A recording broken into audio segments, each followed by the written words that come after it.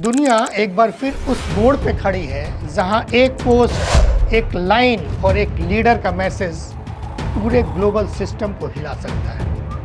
The storm is coming, nothing can stop what is coming.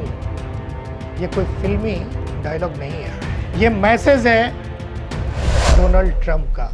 और जब Trump ऐसा कहते हैं तो दुनिया इसे हल्के में नहीं लेती, क्योंकि इतिहास भी गवाह है। ट्रंप जब चेतावनी देते हैं तो उसके पीछे सिर्फ शब्द नहीं बल्कि रणनीति, दबाव और कभी कभी युद्ध की आहट होती है। वैसे भी आजकल वो झल्लाए हुए हैं।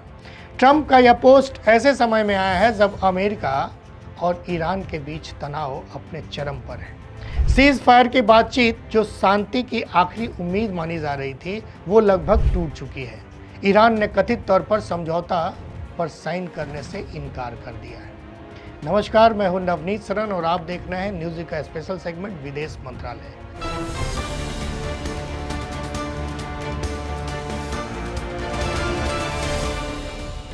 समझते हैं यह तूफान किसके खिलाफ है?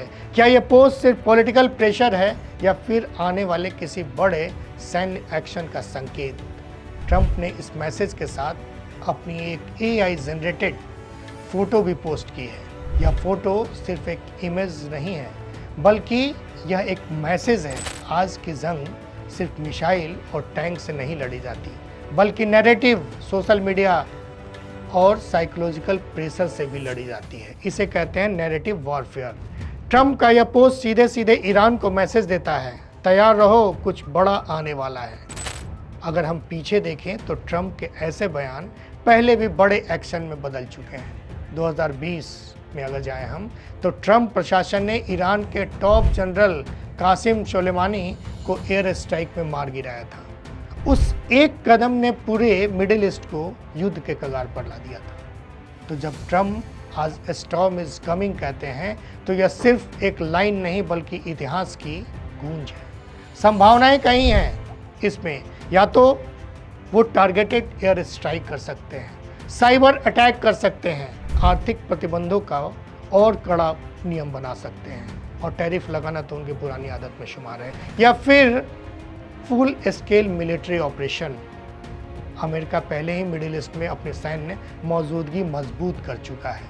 एयरक्राफ्ट कैरियर्स, फाइटर जेट्स और मिसाइल सिस्टम हाई अलर्ट पे रखे हुए हैं ट्रंप ने। उधर ईरान की पॉलिसी भी साफ है, झुकेगा नहीं वाला पुष्पांदाज में।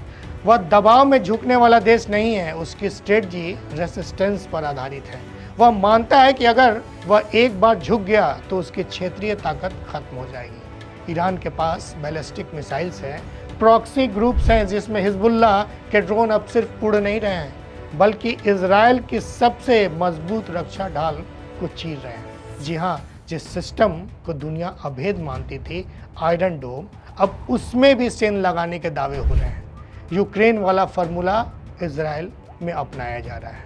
लेबनान सिर्फ अचानक ड्रोन हमलों की बौछार शुरू नहीं कर रहा है। छोटे और तेज़ और लो फ्लाइंग ड्रोन, ये ड्रोन इतनी कम ऊंचाई पर उड़ते हैं कि रडार के लिए इन्हें पकड़ना मुश्किल हो जाता है। और यही है इस हमले की असली ताकत। और सबसे बड़ी बात जियोपॉलिटिकल लोकेशन है।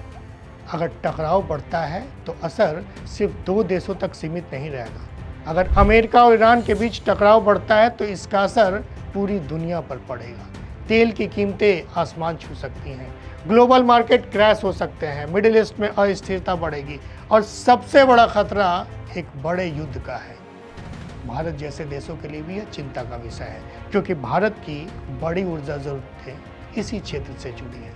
यह सिर्फ अमेरिका बनाम ईरान नहीं है, इसके पीछे एक बड़ा जियोपॉलिटिकल गेम चल रहा है, जहां चाइना और रशिया जैसे देश भी समीकरण बदल सकते हैं। अगर टकराव बढ़ता है तो यह एक रीजनल वॉर से ग्लोबल टेंशन में बदल सकता है।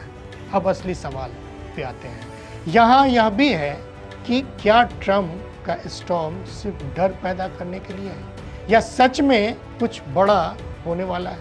एक तरफ यह पॉलिटिकल स्ट्रेटजी हो सकती है, दबाव बनाने की रणनीति हो सकती है, लेकिन दूसरी तरफ इतिहास कहता है कि ट्रंप कभी कभी चेतावनी देकर ही हमला करते हैं। आज की दुनिया पहले से ज़्यादा जुड़ी हुई है एक दूसरे से, और इसलिए पहले से ज़्यादा सेंसिटिव भी है, संवेदनशील भी है।